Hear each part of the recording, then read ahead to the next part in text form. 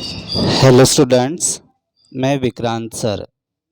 इस वीडियो में हम आपके सोशल स्टडीज़ का 16th lesson India wins freedom इस लेसन को समझेंगे।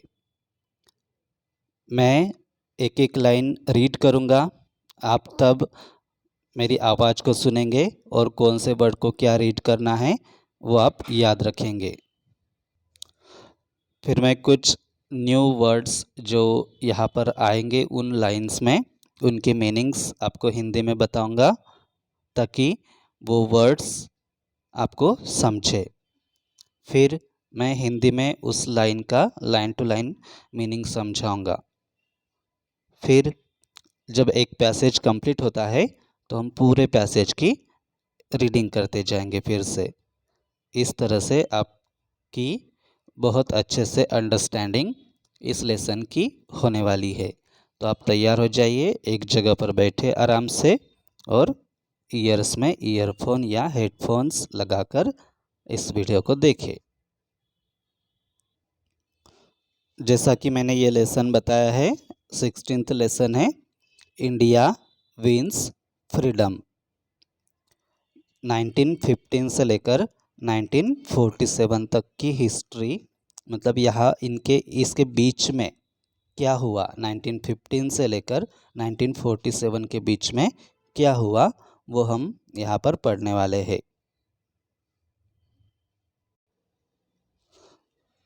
क्वेश्चन के लेसन के स्टार्टिंग में ही ये क्वेश्चन है, look at the given picture and complete the following statements. ये चरखा है गांधी जी का और क्वेश्चंस भी उन्हीं के बारे में पूछे गए हैं। तो क्वेश्चंस को समझते हैं। The national leader associated with the चरखा वॉज, मतलब एसोसिएटेड मीन्स उससे रिलेटेड, चरखा से रिलेटेड इंडिया के एक नेशनल लीडर कौन थे? Mahatma Gandhi. He is popularly known as, लोग उन्हें प्यार से इस नाम से बुलाते हैं, कौन से? Bapu. His birthday is celebrated on 2 October as international day of non violence. उनका बर्थडे जो 2 अक्टूबर को आता है वो international day of non violence, विश्व अहिंसा दिन के रूप में मनाया जाता है। ओके, आई होप तीनों क्वेश्चंस आपको समझ आ चुके हैं। ओके, देखिए अभी स्टार्ट करते हैं। अब सुनिए ध्यान से। India's struggle for freedom is a story of courage and sacrifice. India की आज़ादी की जो लड़ाई थी उसकी कहानी किससे भरी हुई है? लोगों के करेज और सैक्रिफाइस से भरी हुई है। करेज मीन्स हिम्मत और सैक्रिफाइस मीन्स बलिदान, देश के लिए अपनी जान या पूरी लाइफ देश के हित में लगाना, देश की सेवा करने में लगाना, उसे सैक्रिफाइस कहते हैं। The Indian freedom struggle took a definite shape after Mohandas Karamchand Gandhi entered the political scene।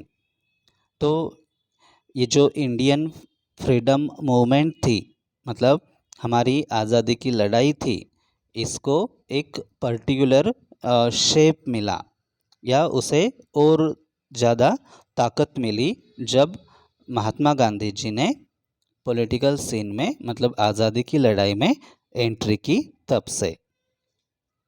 He studied law in England and went to South Africa to practise it.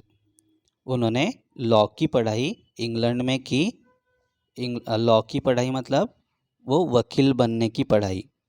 वकील बनते हैं तो उनको भी एक कोर्स करना पड़ता है, एक स्टडी करनी पड़ती है। तो उन्होंने लॉ की पढ़ाई इंग्लैंड में की और एज अ लॉयर काम करने के लिए वो साउथ अफ्रीका गए। There he noticed and experienced racial discrimination on the basis of skin color। और उन्होंने साउथ अफ्रीका में देखा कि वहाँ पर लोगों के साथ मतलब वहाँ की सोसाइटी में रेशियल डिस्क्रिमिनेशन हो रहा है और वो स्किन के आधार पर, मतलब ब्लैक पीपल और वाइट पीपल, वहाँ पर ब्लैक पीपल थे, वहाँ पर जो वाइट पीपल थे वो अन्याय कर रहे थे। रेशियल डिस्क्रिमिनेशन, डिस्क्रिमिनेशन मतलब भेदभाव, और रेशियल मतलब वर्ण या वंश। Okay, next, he raised his voice against this injustice and demanded equality। उन्होंने साउथ अफ्रीका में इस अन्याय के खिलाफ, इनजस्टिस मतलब अन्याय, इस अन्याय के खिलाफ आवाज़ उठाई और इक्वालिटी की मांग की। इक्वालिटी मतलब समानता। Mahatma Gandhi's struggles eventually bore fruit. The British were forced to concede to his demands. Mahatma Gandhi ji के इन काम में उन्हें सफलता मिली और जो ब्रिटिश गवर्नमेंट थी वहाँ पर, जो साउथ अफ्रीका में अपना राज कर रही थी, साउथ अफ्रीका पर भी उन्हें गांधी जी की जो डिमांड्स थी वो मान्य करना पड़ा। आई होप ये फर्स्ट पैराग्राफ आपको समझ आ चुका है। एक बार फिर से रीड करते हैं, आप ध्यान से सुनिए। India's struggle for freedom is a story of courage and sacrifice. The Indian freedom struggle took a definite shape after Mohandas Karamchand Gandhi entered the political scene. He studied law in England and went to South Africa to practice it. There, he noticed and experienced racial discrimination on the basis of skin color. He raised his voice against this injustice and demanded equality. Mahatma Gandhi's struggles eventually bore fruit. The British were forced to concede to his demands. Next, Mahatma Gandhi came to India in 1915. कहाँ से? South Africa से। Gandhi ji south Africa से 1915 में India आए। He visited various parts of the country to understand the problems faced by the people and the condition of the Indian society. वो India आने के बाद इंडिया के अलग अलग रीजन्स में उन्होंने भेंट दी। क्या देखने के लिए? लोगों के प्रॉब्लम्स समझने के लिए और इंडियन समाज, इंडियन सोसाइटी कैसी लाइफ जी रही है ये जानने के लिए। He was shocked to see that Indians were treated unequally in their own country. उन्होंने देखा, वो शॉक रह गए ये देखकर कि इंडियंस को अपने ही देश में इंडियंस के साथ गुलामों की तरह व्यवहार किया जाता है। उनके साथ मतलब भेदभाव किया जाता है। Social evils such as the caste system kept people divided and backward.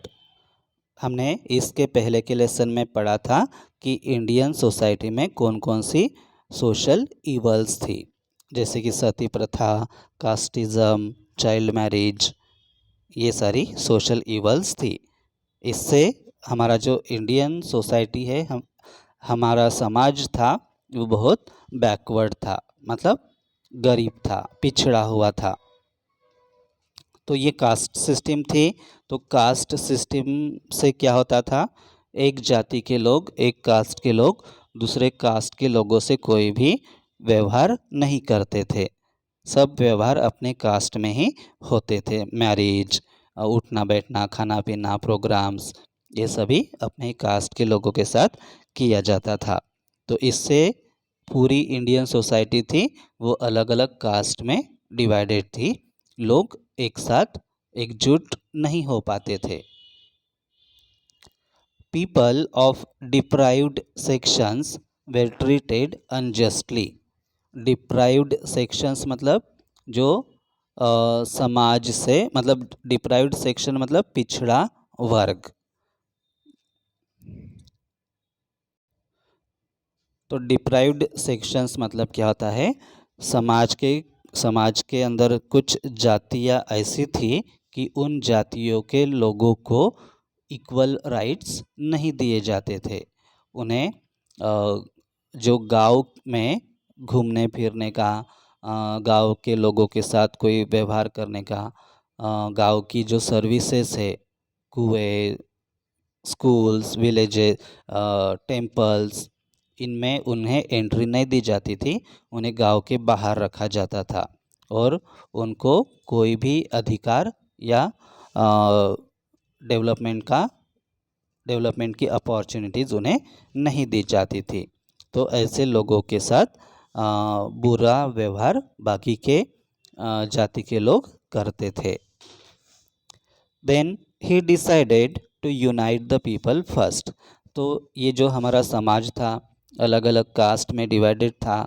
कुछ जातियाँ कुछ मतलब दूसरे जातियों पर अन्याय करती थी, उनके साथ बुरा व्यवहार करती थी। समाज में कुछ सोशल इवल्स थे, सती प्रथा जैसे। तो सबसे पहले गांधी जी ने क्या डिसाइड किया कि लोगों को एक करने का उन्होंने डिसीजन लिया। यूनाइट मतलब लोगों को एक साथ लाना।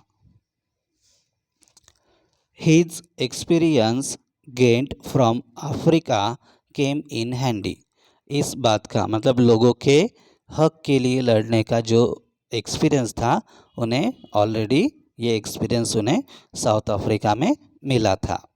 तो उस एक्सपीरियंस का फ़ायदा उन्हें इंडिया में हुआ। He also took an active part in the freedom movement of the country. और समाज को एजुकेट करने के साथ साथ, समाज को एक लाने के साथ साथ उन्होंने इंडिया के आज़ादी की लड़ाई में भी हिस्सा लिया। The year 1915 was a turning point in India's struggle for freedom. ये जो 1915 का जो ईयर है वो मतलब इंडियन फ्रीडम मूवमेंट में, इंडियन फ्रीडम मूवमेंट की हिस्ट्री में एक टर्निंग पॉइंट था।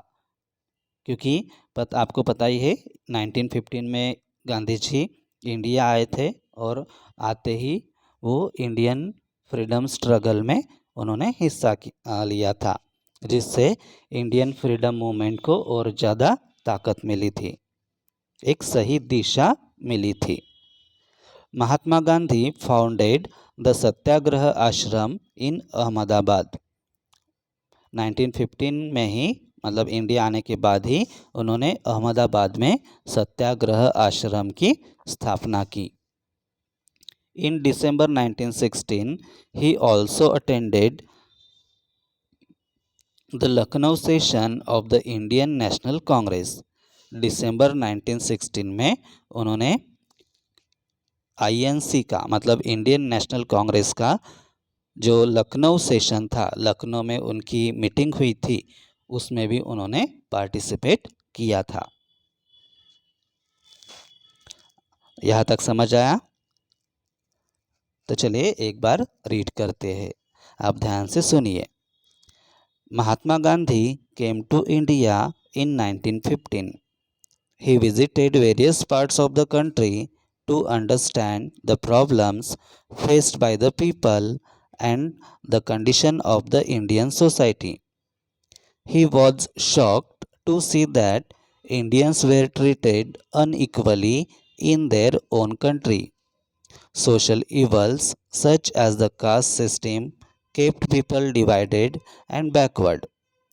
People of deprived sections were treated unjustly. He decided to unite the people first. His experience gained from Africa came in handy. He also took an active part in the freedom movement of the country. The year 1915 was a turning point in India's struggle for freedom. Mahatma Gandhi founded the Satyagraha Ashram in Ahmedabad. In December 1916, he also attended the Lucknow session of the Indian National Congress. Okay, now let's move to next point. Okay, next point is Satyagraha. Satyagraha. Let's see what is this. Mahatma Gandhi followed the principle of Satyagraha. The word Satyagraha is actually made up of two words, Satya and Agraha. Satya means truth and Agraha means to insist.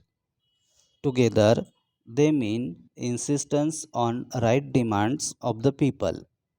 तो देखिए, सत्याग्रह मतलब गांधी जी ने सत्याग्रह के मार्ग पर चलने की ठानी और वो सत्याग्रह के मार्ग पर ही जिंदगी भर सत्याग्रह के मार्ग पर ही वो चले। सत्याग्रह में दो वर्ड्स है, एक सत्य एंड दूसरा आग्रह। सत्य मीन्स ट्रूथ एंड आग्रह मीन्स टू इंसिस्ट। इंसिस्ट मतलब जोर देना, मतलब सच पर जोर देना, या आसान भाषा में सत्याग्रह मीन्स सत्य की राह पर चलना। Together they mean insistence on right demands of the people, और सत्य की मार्ग पर ही लोगों की प्रॉब्लम्स को दूर करना। सत्य की राह पर चलकर किसी की जान को या किसी की शरीर को बिना चोट पहुंचाए जो लोगों की जो रियल डिमांड्स है वो पूरी करना, यही सत्याग्रह था। A satyagrahi is one who follows Satyagraha and sticks to what is right. फिर सत्याग्रही किसे कहेंगे? जो इंसान सत्याग्रह के मार्ग पर चलता है वो सत्याग्रही, उसे सत्याग्रही कहेंगे। और जो हमेशा सच की मार्ग पर चलता है, सच की राह पर चलता है। He should be prepared for any sacrifice. और सत्याग्रही, रियल सत्याग्रही वही है जो किसी भी तरह के सैक्रिफाइस के लिए, बलिदान के लिए वो तैयार रहे। मतलब कभी सच की राह पर चलते चलते कभी अपनी जान भी देनी पड़ी तो भी वो उसके लिए तैयार होना चाहिए, वही सच्चा सत्याग्रही। Mahatma Gandhi had faith in satyagraha and ahimsa. Gandhi जी का इन दो तत्वों पर विश्वास था। कौन कौन सा? सत्याग्रह और अहिंसा। अहिंसा मीन्स किसी की जान ना लेना, किसी की हिंसा ना करना या किसी को चोट ना पहुंचाना, इसे अहिंसा कहते हैं।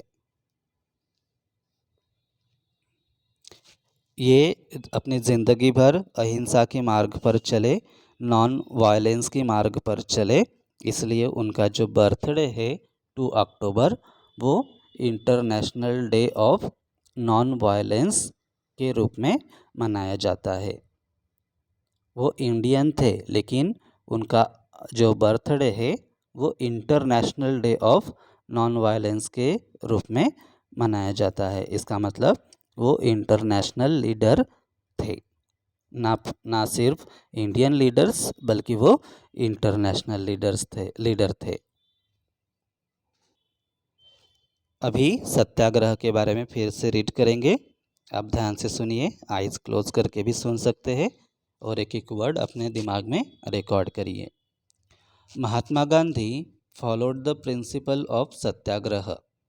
The word satyagraha is actually made up of two words, satya and agraha. Satya means truth and agraha means to insist. Together, they mean insistence on right demands of the people. A satyagrahi is one who follows satyagraha and sticks to what is right. He should be prepared for any sacrifice. Mahatma Gandhi had faith in satyagraha and ahimsa. अहिंसा को English में non violence कहा जाता है। और एक बात, ये लेसन आप सुन रहे हो, ये वीडियो आप देख रहे हो, इसका मतलब आप 5th स्टैंडर्ड में ही हो। तो अगर आपने नवोदय का फॉर्म भरा है तो उसके वीडियोस भी इस चैनल पर दिए गए हैं, प्लेलिस्ट बनाई गई है, जिससे आपको एक लेसन के बाद दूसरा लेसन देखने में आसानी हो। तो वो मतलब वो क्या प्लेलिस्ट देखिए, और अगर आप नवोदय की पढ़ाई कर रहे हो तो वो वीडियोस आपको थोड़ी हेल्प करेंगे। तो वो वीडियोस भी आप देख सकते हैं इसी चैनल पर। ओके, तो चलिए नेक्स्ट पॉइंट की तरफ मुड़ते हैं। चंपारण कैंपेन बोलकर दिखाइए। ओके, तो ये क्या है चंपारण कैंपेन, वो हम इस पैसेज में पढ़ने वाले हैं। चंपारण एक प्लेस का नाम है और कैंपेन मतलब मुहिम, मूवमेंट मतलब एक प्रकार की लड़ाई, आंदोलन। ओके, तो चलिए। Mahatma Gandhi entered active politics with the Champaran campaign to redress the grievances of the indigo cultivators of Bihar. तो गांधी जी ये चंपारण कैंपेन के साथ इंडियन पॉलिटिक्स में उन्होंने एंट्री की, मतलब उनकी ये पहली लड़ाई थी चंपारण कैंपेन। और ये किन के लिए थी? इंडिगो कल्टीवेटर्स के लिए। इंडिगो का प्लांट होता है, ओके। और इंडिगो का प्लांट जो फार्मर्स अपने खेती में लगाते थे, उनकी वो एक प्रॉब्लम को फेस कर रहे थे, वो हम आगे जानने वाले हैं। तो उनकी वही प्रॉब्लम को सॉल्व करने के लिए उन्होंने चंपारण कैंपेन चलाया था, और ये उनकी पहली लड़ाई थी। ग्रीवेंसेस मीन्स उनकी समस्याएं, उनकी शिकायतें, और रिड्रेस मीन्स उसका समाधान करना, समस्या का समाधान करना। और कल्टीवेटर्स मतलब farmers. Next, Champaran campaign was his first civil disobedience movement in India। ये वर्ड याद रखो, सिविल डिसोबीडियंस मूवमेंट। ओके, तो गांधी जी की पहली सिविल डिसोबीडियंस मूवमेंट कौन सी थी? चंपारण कैंपेन। अभी के लिए बस इतना ही याद रखो, गांधी जी की पहली civil disobedience movement Champaran campaign थी। Indigo planters were facing problems with the Tinkathia system. तो उस पीरियड में ये सिस्टम चल रही थी समाज में, या ब्रिटिशों के द्वारा ये सिस्टम चलाई जा रही थी, तीन कथिया। यहाँ पर एक वर्ड सुनना होगा आपने, तीन, इसका महत्व है यहाँ पर, तीन कथिया। ओके, अब इस सिस्टम के अनुसार क्या होता था वो हम देख रहे हैं। According to this system, planters were forced by the British to plant indigo on 1/3 part of their land. और इस तीन कथिया सिस्टम के अनुसार, अकॉर्डिंग मतलब के अनुसार, तो ये तीन कथिया सिस्टम के अनुसार प्लांटर्स को ये कंपलसरी था, ब्रिटिश गवर्नमेंट उन पर कंपल्शन करती थी कि आप अपने लैंड के, अपने ज़मीन के 1/3 पार्ट में इंडिगो का प्लांट लगाएंगे। ये आपको लगाना ही पड़ेगा। अब 1/3 पार्ट मतलब मान लो एक फार्मर के पास 3 एकड़ ज़मीन है, तो उसे अब 3 एकड़ में से 1 एकड़ में इंडिगो का प्लांट लगाना पड़ेगा। ऐसा ब्रिटिशों ने कानून बनाया था। तो इससे उन्हें कौन सी प्रॉब्लम फेस कर रहे थे वो? This system was not favourable to the farmers as they were left with less land to grow food grains. Favourable मतलब फ़ायदेमंद। तो ये 3 कथिया सिस्टम है जिसके अकॉर्डिंग हर एक फार्मर को उसके लैंड के अनुसार उसके लैंड के 1/3 पार्ट में इंडिगो का प्लांट लगाना ही पड़ता था। तो ये सिस्टम उनको फ़ायदेमंद नहीं थी, क्योंकि अगर वो अपनी खेती के 1/3 पार्ट में इंडिगो का प्लांट लगाता तो बाकी जो उसकी बची हुई खेती है उसकी फसल, मतलब उसमें वो फूड ग्रेन्स लगाता था, मतलब अनाज उगाता था, लेकिन वो अनाज उसे पूरे साल नहीं पूरता था। तो ये प्रॉब्लम्स वो फेस कर रहे थे। और जो भी फसल उगाते थे किसान, वो भी बहुत कम पैसे में ब्रिटिश गवर्नमेंट उनसे खरीदती थी, कम पैसे में, इसलिए उनका नुकसान हो रहा था प्लांटर्स का। फूड ग्रेन्स मतलब अनाज। Mahatma Gandhi protested by practising satyagraha and keeping fast. Fast मतलब हंगर स्ट्राइक्स। अब देखिए, फिर महात्मा गांधी जी ने ये फार्मर्स की जो ये प्रॉब्लम है वो अंग्रेज़ों तक, ब्रिटिश गवर्नमेंट तक पहुंचाई कि इस 3 कथिया सिस्टम के कारण ये फार्मर्स का बड़ा नुकसान हो रहा है। तो ये 3 कथिया सिस्टम आप पीछे ले लो, कैंसल करो। फार्मर्स पर जबरन मत करो कि वो अपने 1/3 लैंड में इंडिगो का प्लांट लगाए, ऐसा कोई कंपल्शन आप मत करिए। और ये फार्मर्स की इस डिमांड को पूरी करवाने के लिए उन्होंने सत्याग्रह का मार्ग अपनाया। और फास्ट मतलब कीपिंग स्ट्राइक्स, हंगर स्ट्राइक्स मतलब अनशन, वो अनशन पर बैठे। This made a forceful impact and the government had to agree to the demands of the farmers. वो अब अनशन पर बैठे और उन्होंने ब्रिटिश गवर्नमेंट को बताया कि जब तक आप 3 कथिया सिस्टम को ख़त्म नहीं करते, मैं अपना हंगर स्ट्राइक है वो ख़त्म नहीं करूँगा, चाहे मेरी जान चली जाए। तो इससे ब्रिटिश गवर्नमेंट डर गई और उन्होंने 3 कथिया सिस्टम में कुछ इम्प्रूवमेंट्स की। Mahatma Gandhi 10 won his first battle. इस तरह से गांधी जी की उनकी पहली लड़ाई में जीत हो गई। ओके, तो चलो हम ये फिर से रीड करते हैं। Mahatma Gandhi entered active politics with the Champaran campaign to redress the grievances of the indigo cultivators of Bihar.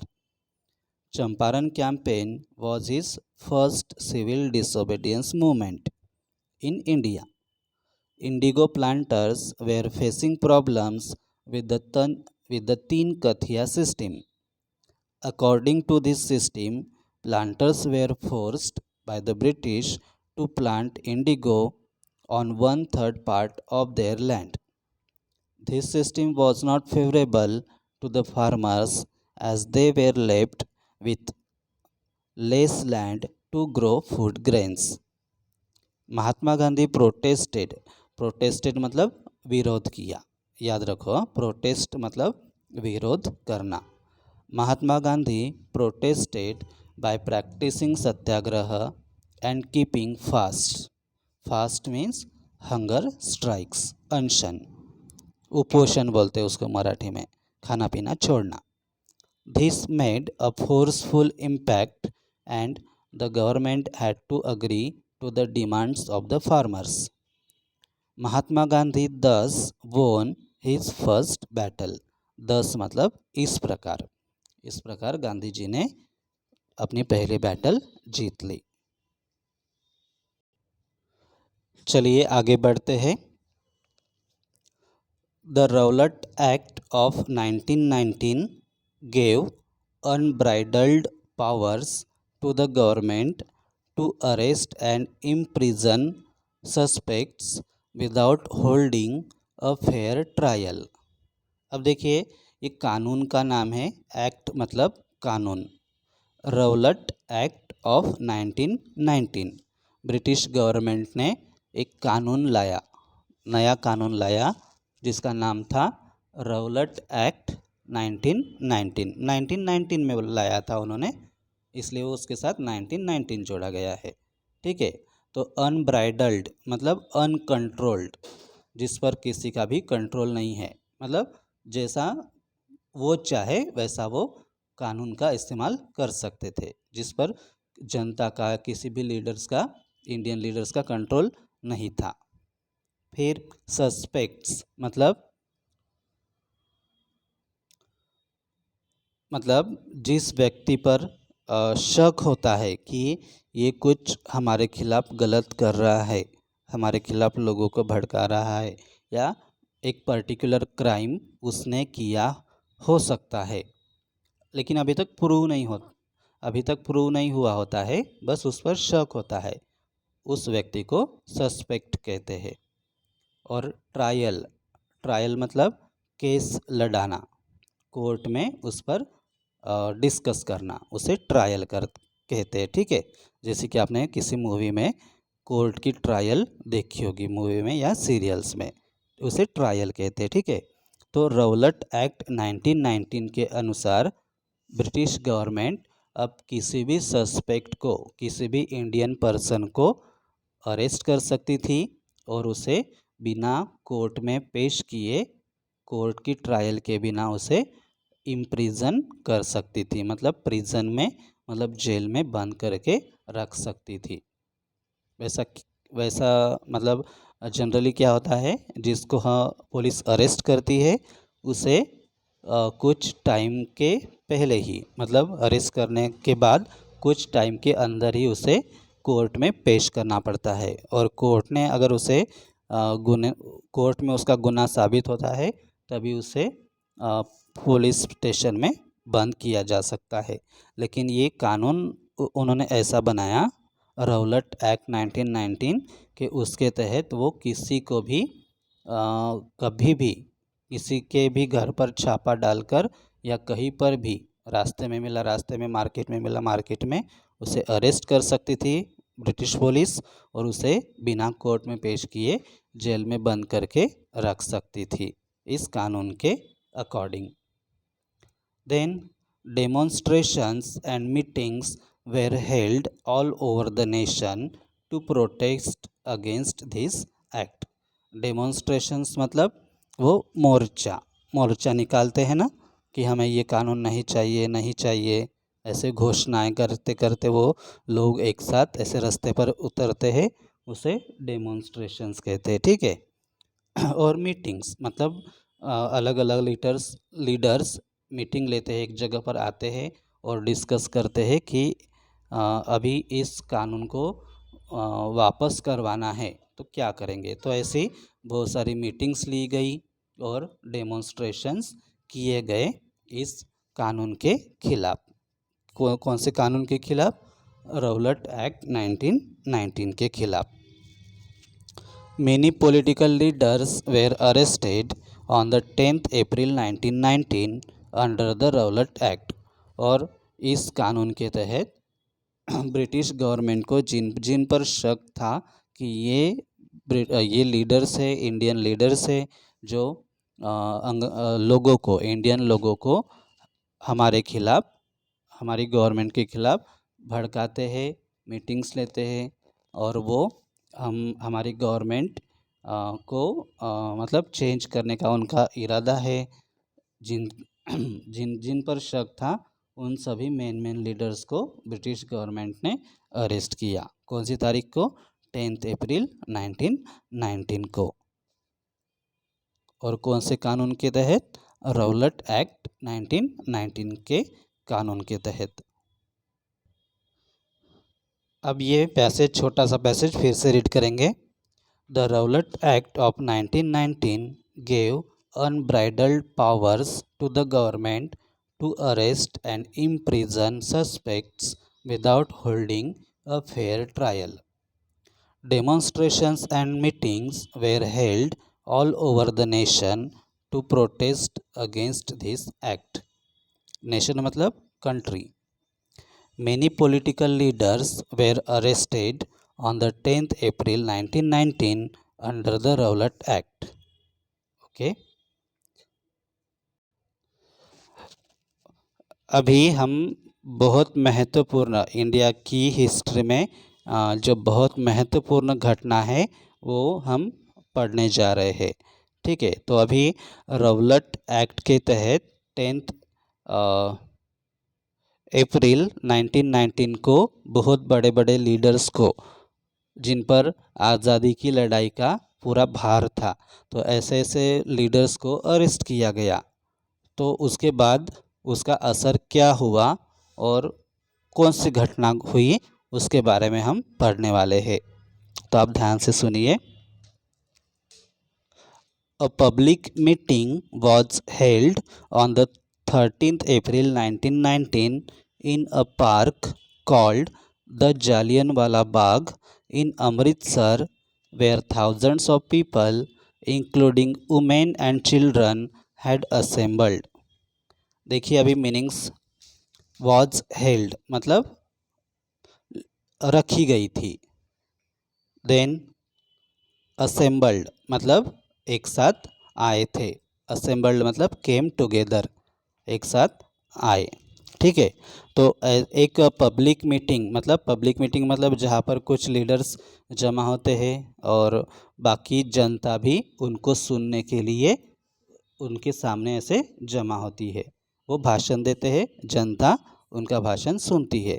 तो ऐसी पब्लिक मीटिंग रखी गई थी। कहाँ पर? जालियनवाला बाग, एक पार्क का नाम है ये। ओके, मैदान का नाम है जो अमृतसर में है। वहाँ पर 13 अप्रैल 1919 को एक मीटिंग रखी गई थी, जिसमें बहुत सारे मतलब हजारों वुमेन और चिल्ड्रन जमा हुए थे। अब ये मीटिंग किस लिए रखी गई थी?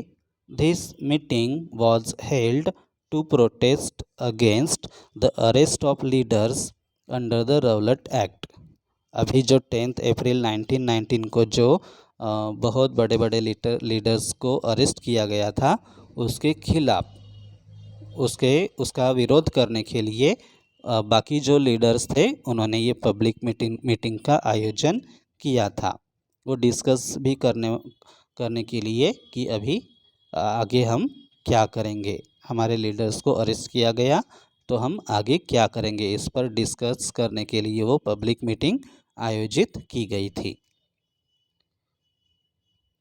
Before the meeting could end, the British army surrounded the park and opened fire at the unarmed crowd on the orders of British officer General Dyer.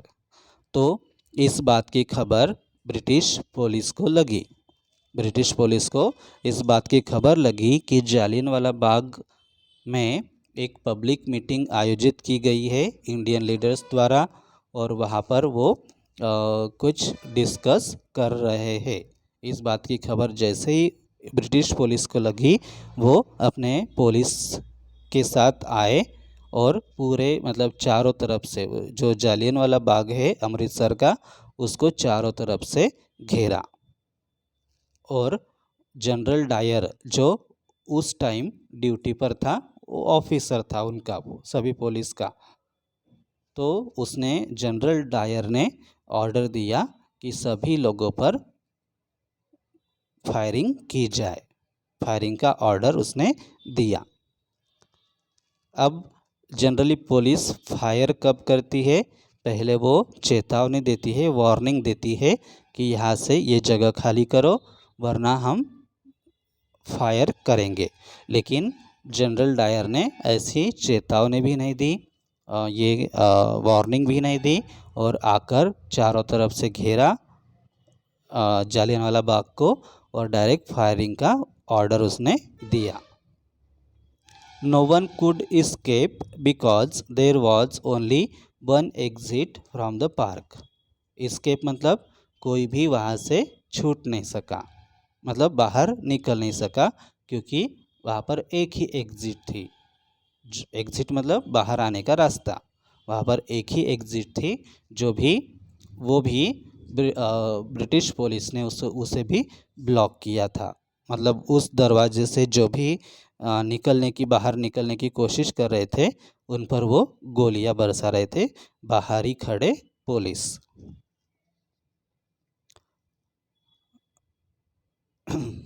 As a result, more than 1,000 men, women, and children were killed and many more were wounded. Bounded मतलब जख्मी हुए थे। तो as a result जिसका परिणाम ये हुआ कि 1000 से ज़्यादा मैन, वुमेन और चिल्ड्रन मारे गए और उससे ज़्यादा कई लोग घायल हो गए। This incident added fuel to the fire of freedom struggle. इस इंसिडेंट से क्या हुआ, इंडियंस के मन में जो अंग्रेज़ों के खिलाफ जो गुस्सा था वो और भी बढ़ गया। Indians became more determined to fight for their freedom. और इंडियन लोगों ने, हमारे लोगों ने और भी अपना मतलब निश्चय किया, ठान लिया कि ये मतलब इस घटना का हमारे मन में जो गुस्सा था अंग्रेज़ों के खिलाफ वो और भी बढ़ गया और लोगों ने ठान लिया कि हम किसी भी हालत में अंग्रेज़ों को यहाँ से भगाएंगे, मतलब उनसे आज़ादी प्राप्त करेंगे। ओके, अभी इन्फोपेबल में देखते हैं और ये देखो यही घटना जो है वो जालियनवाला बाग मैसाकर के नाम से जानी जाती है इंडियन हिस्ट्री में, और इसे हिंदी में कहते हैं जालियनवाला बाग हत्याकांड। जिसमें हत्याकांड में क्या होता है या मैसाकर में क्या होता है, जिसमें क्या किया जाता है, मासूम लोगों की, बहुत सारे मासूम लोगों की एक जगह पर बेवजह हत्या की जाती है, उसे हत्याकांड कहते हैं और इंग्लिश में मैसाकर कहते हैं। तो ये घटना बहुत ही दर्दनाक घटना है इंडियन हिस्ट्री में। इन्फोपेबल में देखते हैं अभी उधम सिंह, एक पर्सन का नाम है Udham Singh, an Indian patriot from Punjab, shot general O'Dwyer in London to avenge the Jallianwala Bagh massacre. Patriot means देशभक्त और एवेंज मतलब बदला लेना। उधम सिंह जो एक देशभक्त था, उसे उसके दिल पर, उसके मन पर इस घटना का बहुत गहरा असर हुआ, उसे बहुत दर्द हुआ इस घटना को सुनकर। तो उसने क्या किया, जो जनरल और डायर था जिसने फायरिंग का ऑर्डर दिया था, उसे लंदन में उसने गोली चलाई, उस पर उसकी जान ली, इसका जालियनवाला बाग मैसाकर का बदला लेने के लिए। ये फिर से रीड करेंगे, आप ध्यान से सुनिए। और अभी हमने हिंदी में समझा, कुछ वर्ड्स के मीनिंग समझे, अभी आप इंग्लिश में समझे। हर एक लाइन का मीनिंग आपको समझ आना चाहिए, जब आप खुद बुक रीड करोगे तब भी और अभी मैं रीड कर रहा हूँ अब भी। A public meeting was held on the 13th April 1919 in a park called the Jallianwala Bagh in Amritsar, where thousands of people, including women and children, had assembled. This meeting was held to protest against the arrest of leaders under the Rowlatt Act, Before the meeting could end, the British army surrounded the park and opened fire at the unarmed crowd on the orders of British officer General Dyer. कुछ का meaning समझे। Unarmoured मतलब unarmoured crowd, crowd मतलब भीड़, और unarmoured मतलब उसके पास कोई भी हथियार नहीं थे, किसी के पास भी कोई भी हथियार नहीं थे जिससे वो अंग्रेज़ों ब्रिटिश पुलिस पर पलटवार कर सके, या कोई हिंसा की कुछ गुंजाइश नहीं थी। ऐसी मीटिंग, सिंपल मीटिंग रखी गई थी, फिर भी उसने ऑर्डर दिया फायरिंग करने का। देन यहाँ पर दूसरा एक वर्ड दिखा मुझे, सराउंडेड, मतलब ये किया, उसे सराउंड किया, घेरा, पार्क को घेरा। Then no one could escape because there was only one exit from the park which had been blocked by the British Army. As a result, याद रखो ये कभी भी दिखा as a result, इसका मतलब होता है जिसका परिणाम ये हुआ। More than 1,000 men, women and children were killed and many more were wounded. This incident added fuel to the fire of freedom struggle. Adding fuel to the fire मतलब आग में तेल डालना, मतलब कोई भी जो घटना है वो और भी तेज होना। Indians became more determined to fight for their freedom. Udham Singh के बारे में पढ़ते हैं। Udham Singh, an Indian patriot from Punjab, shot general O'Dwyer in London to avenge the Jallianwala Bagh massacre. Okay, next point पढ़ेंगे हम अभी। नेक्स्ट पॉइंट क्या है? खिलाफत मूवमेंट। खिलाफत मूवमेंट, ओके। तो ये क्या मूवमेंट है वो हम अब याद रखो हमेशा। मूवमेंट मतलब एक प्रकार की लड़ाई, उसे आंदोलन ये शब्द है। तो आंदोलन का भी मीनिंग क्या समझोगे? एक प्रकार की लड़ाई, उसके खिलाफ लोग एक साथ आकर लड़ते हैं, उसे मूवमेंट कहते हैं और हिंदी में आंदोलन कहते हैं। तो चलिए रीड करते हैं। Eight the end of the first world war in 1918, Turkey was to be divided among the victorious powers. अब इसके पहले ही हमने पढ़ा था वर्ल्ड वॉर के बारे में।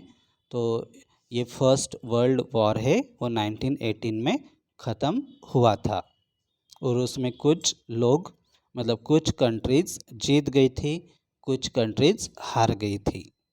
तो उस युद्ध में तुर्की हार गई थी। तुर्की एक नाम की क्या है? कंट्री है, वो हार गई थी।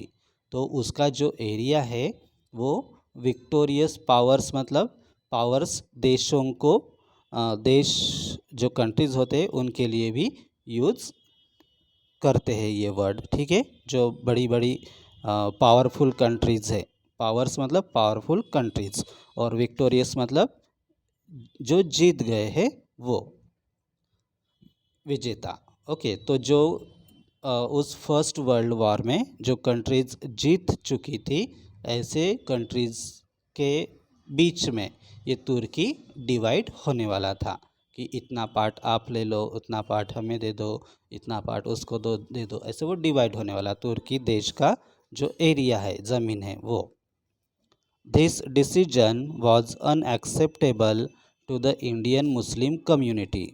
लेकिन ये जो डिसीजन था विक्टोरियस कंट्रीज़ का, ये जो डिसीजन था वो इंडिया के मुस्लिम समुदाय को मान्य नहीं था, कि वो नहीं चाहते थे, इंडियन मुस्लिम नहीं चाहते थे कि तुर्की का डिवीज़न हो, मतलब वो डिवाइड हो और तुर्की देश का नामो निशान मिट जाए, वो विक्टोरियस कंट्रीज़ में वो डिवाइड हो, ऐसा वो नहीं चाहते थे इंडियन मुस्लिम्स। ऐसा क्यों नहीं चाहते थे वो आगे दिया है।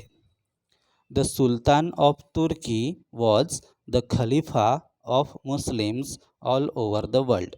सुल्तान मतलब वहाँ का बादशाह, तुर्की का जो बादशाह था वो वर्ल्ड के पूरे मुस्लिम कम्युनिटी का खलीफा था।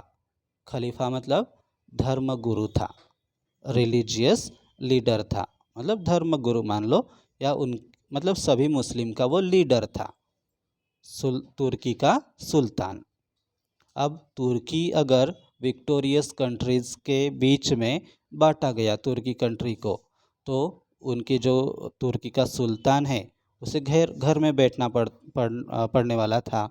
उसकी जो पोस्ट थी सुल्तान की, वो उसके हाथ से जाने वाली थी। और इंडियन मुस्लिम यही नहीं चाहते थे कि उनका जो रिलीजियस लीडर है, उनके हाथ से ये तुर्की देश चला जाए, ये वो नहीं चाहते थे। इसलिए उन्होंने एक मतलब खिलाफत मूवमेंट स्टार्ट की। खिलाफत मूवमेंट किसने स्टार्ट की? इंडियन मुस्लिम्स ने। N anti British movement known as the Khilafat movement was launched in 1919 to restore the honor of the Khalifa. Anti British मतलब ब्रिटिश विरोधी, ब्रिटिशों के विरोध में एक खिलाफत मूवमेंट उनके द्वारा शुरू की गई। किस लिए?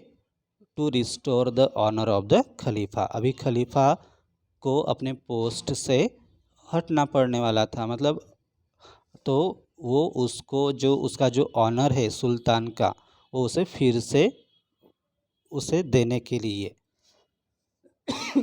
तुर्की हारा था ना, तो सुल्तान के हाथ से वो तुर्की देश चला गया था, तो वो फिर से उसे खलीफा बनाने मतलब तुर्की का सुल्तान बनाने के लिए ब्रिटिशों के विरोध में इंडियन मुस्लिम्स ने ये खिलाफत मूवमेंट शुरू की थी। क्योंकि उन विक्टोरियस पावर्स में, विक्टोरियस कंट्रीज़ में ये ब्रिटेन भी था, इंग्लैंड भी था, मतलब जो कंट्रीज जीत चुके थे ना, जीत गए थे, उनमें ये इंग्लैंड भी था। Next, Mahatma Gandhi and the Indian National Congress supported this movement. और इस मुस्लिम लोगों की इस खिलाफत मूवमेंट को इंडियन नेशनल कांग्रेस और गांधी जी दोनों ने मतलब सपोर्ट किया था, साथ दिया था। This Hindu Muslim unity strengthened the national freedom movement. इससे क्या हुआ? इंडियन नेशनल कांग्रेस हिंदू की थी, ज़्यादातर हिंदू लोग थे वहाँ पर, और ये खिलाफत मूवमेंट किसने शुरू की थी? मुस्लिम लोगों ने, इंडिया के।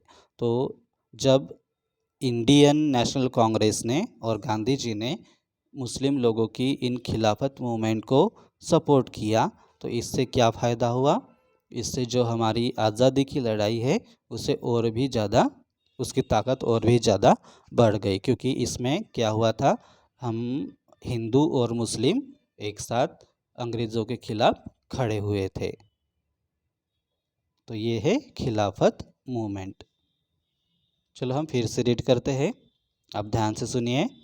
Eight the end of the first world war in 1918, Turkey was to be divided among the victorious powers. This decision was unacceptable to the Indian Muslim community.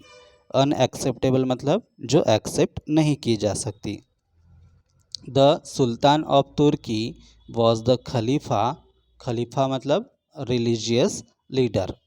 Khalifa of Muslims all over the world. An anti British movement known as the Khilafat movement was launched in 1919 to restore मतलब वापस देना या फिर से प्राप्त करना, to restore the honor of the Khalifa. Mahatma Gandhi and the Indian National Congress supported this movement.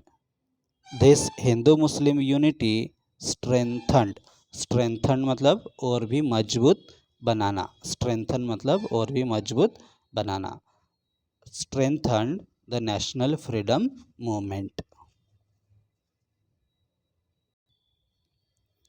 Okay, ये last point रहेगा इस वीडियो का।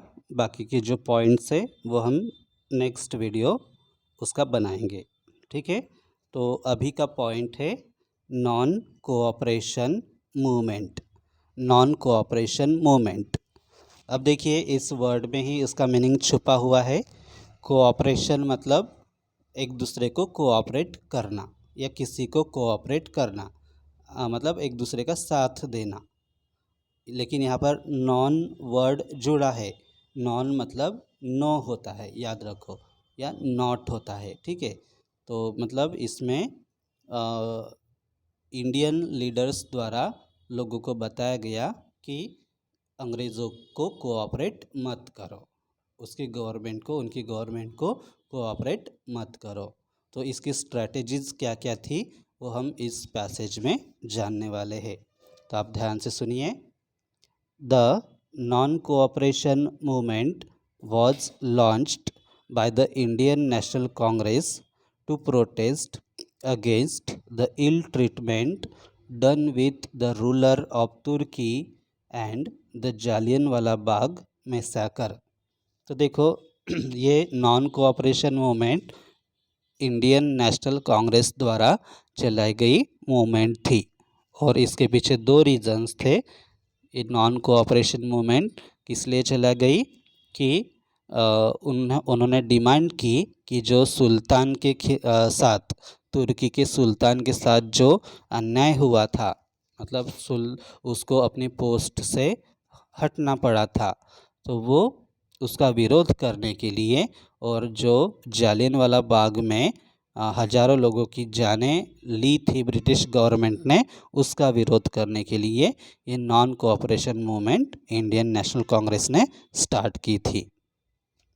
People renounced titles given to them by the British government.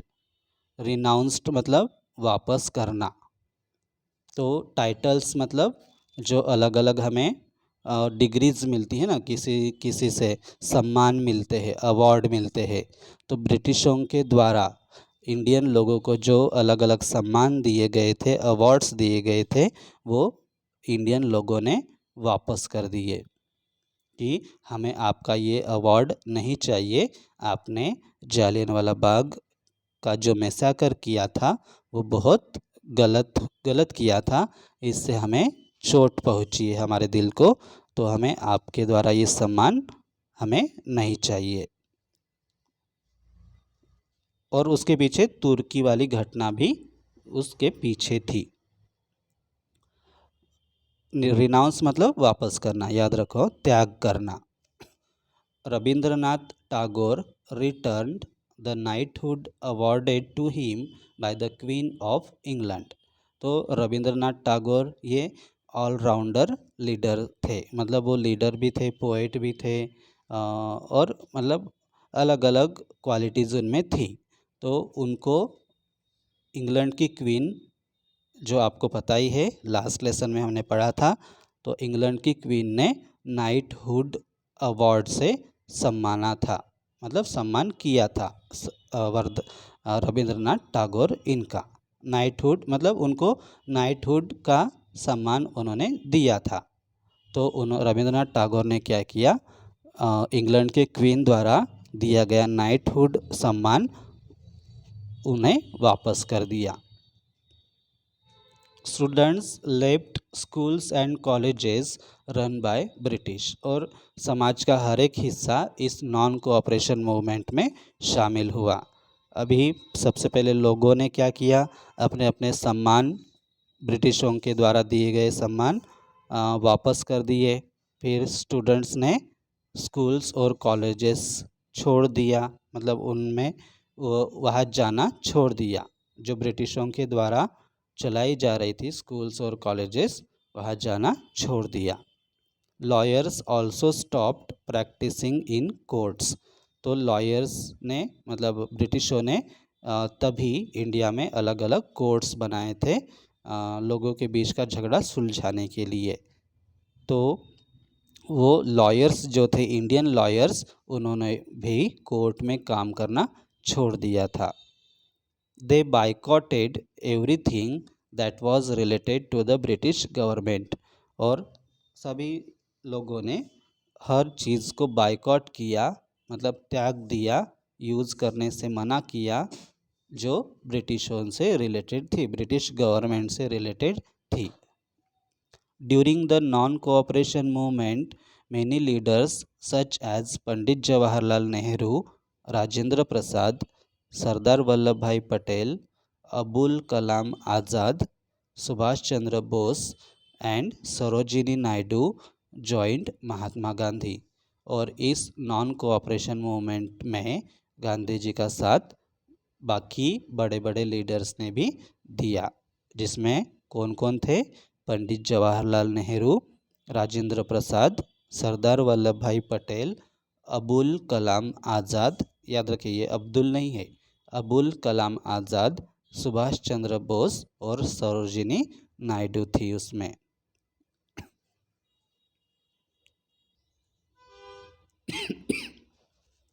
Next, the British used every possible means to crush the movement. अब ये non cooperation movement का इसकी बहुत परेशानी ब्रिटिश गवर्नमेंट को हो रही थी, क्योंकि वो किसी मतलब ऐसे जो लोग थे वो किसी की जान नहीं ले रहे थे ब्रिटिश गवर्नमेंट की, मतलब ब्रिटिश ऑफिसर्स की, ब्रिटिश सोल्जर्स की। वो ऐसे लड़ाई नहीं कर रहे थे, वो क्या कर रहे थे? उनके साथ नॉन कोऑपरेट कर रहे थे, मतलब उनसे रिलेटेड जो भी चीज़ है वो उसका बायकॉट करना उन्होंने शुरू किया था। इसलिए क्या हुआ था? ब्रिटिशों को अपनी गवर्नमेंट चलाना बहुत ही मुश्किल, मतलब गवर्नमेंट चलाने में बहुत मुश्किल आ रही थी, क्योंकि उनके स्कूल कॉलेजेस बंद पड़े थे, उनके उनके जो प्रोडक्ट्स थे वो नहीं बिक रहे थे, क्योंकि वो इंग्लैंड से माल लाते थे ना और इंडिया में बेचते थे, तो वो नहीं बिक रहा था वो माल। फिर लॉयर्स ने कोर्ट में काम करना बंद किया था। ऐसे हर एक फील्ड में हर एक आदमी ने इस नॉन कोऑपरेशन मूवमेंट में हिस्सा लिया था। हर चीज़ जो ब्रिटिश गवर्नमेंट से रिलेटेड थी उसका त्याग किया था हर एक इंसान ने, इंडिया के हर एक पर्सन ने। तो ब्रिटिशों को बहुत उससे परेशानी हुई, इसकी मतलब इसलिए ब्रिटिशों ने क्या किया? इस मूवमेंट को क्रश करने के लिए, मतलब तोड़ने के लिए, इस मूवमेंट को बंद करने की हर एक जो पॉसिबल था हर एक तरीका अपनाया। एवरी पॉसिबल मीन्स मतलब हर एक तरीका जो पॉसिबल है वो अपनाया। Many prominent leaders were arrested, which led to violence in some parts of the country. Prominent means महत्वपूर्ण। तो जो बहुत बड़े मतलब बड़े बड़े जो लीडर्स थे, आज़ादी की लड़ाई के जो लीडर्स थे बड़े बड़े, उनको अरेस्ट किया गया। और इससे क्या हुआ? हमारे लीडर्स को अरेस्ट किया गया, इस मतलब इसकी वजह से लोगों में और भी गुस्सा बढ़ गया और लोग हिंसा पर उतर आए। वायलेंस मतलब हिंसा। कुछ प्रदेशों में क्या हुआ? हिंसा की कुछ घटनाएं घटी। एंग्री मॉब, मॉब मतलब जमाव या भीड़, लोगों की भीड़, जमाव, जो मिलजुल कर लोग एक साथ कहीं पर अटैक करते उसे मॉब कहते, ठीक है। Angry mob attacked a local police station and set it on fire at Chauri Chaura in Gorakhpur district in the then United Provinces on 5th February 1922। तो ऐसे ही जब लीडर्स को अरेस्ट किया गया तो लोगों का गुस्सा बढ़ गया और वो एक भीड़ ने क्या किया? एक पुलिस स्टेशन पर अटैक किया और उसको आग लगाई, पुलिस स्टेशन को आग लगाई। और वो पुलिस स्टेशन कहाँ का था? Chauri Chaura, Gorakhpur district, United provinces, मतलब वहाँ नाम दिया गया था उस पर्टिकुलर एरिया को यूनाइटेड प्रोविंसेस। बस ये नाम याद रखो अभी के लिए। यूनाइटेड प्रोविंसेस में जो गोरखपुर डिस्ट्रिक्ट था वहाँ चौरी चौरा नाम का प्लेस था, वहाँ का पुलिस स्टेशन पर, वहाँ की पुलिस स्टेशन को उन्होंने आग लगाई और वहाँ कुछ लोगों की मतलब कुछ लोग घायल हुए थे, कुछ की मृत्यु हो गई थी पुलिस की। और ये घटना कब हुई थी? 5 फरवरी 1922 को।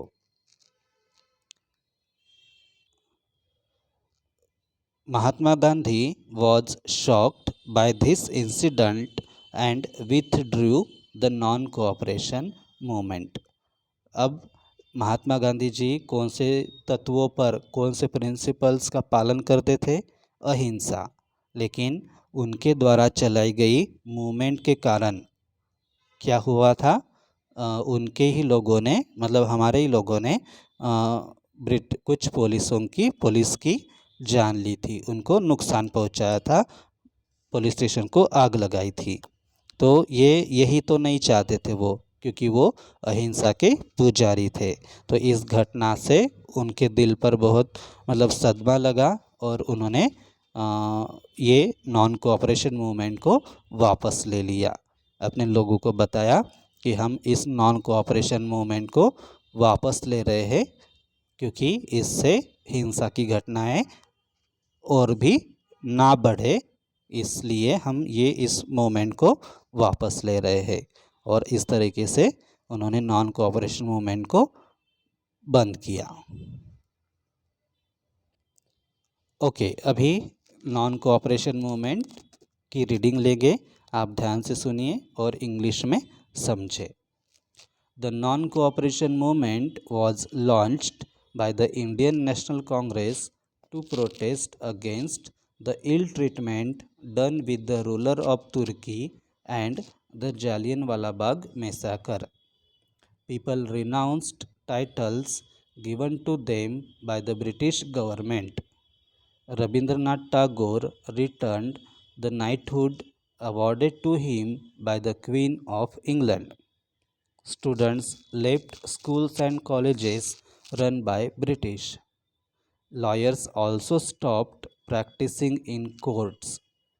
They boycotted everything that was related to the British government. During the non-cooperation movement, many leaders such as Pandit Jawaharlal Nehru, Rajendra Prasad, Sardar Vallabhbhai Patel, Abul Kalam Azad, Subhash Chandra Bose and Sarojini Naidu joined Mahatma Gandhi. The British used every possible means to crush the movement. Many prominent leaders were arrested, which led to violence in some parts of the country. Angry mob attacked a local police station and set it on fire at Chauri Chaura in Gorakhpur district in the then United Provinces on 5th February 1922. Mahatma Gandhi was shocked by this incident and withdrew the non-cooperation movement. Okay, ये last point था इस video का। मैं आशा करता हूँ आपने interest के साथ इस वीडियो को एंजॉय किया होगा और हमारे आज़ादी की लड़ाई के बारे में आपको कुछ नॉलेज मिला होगा।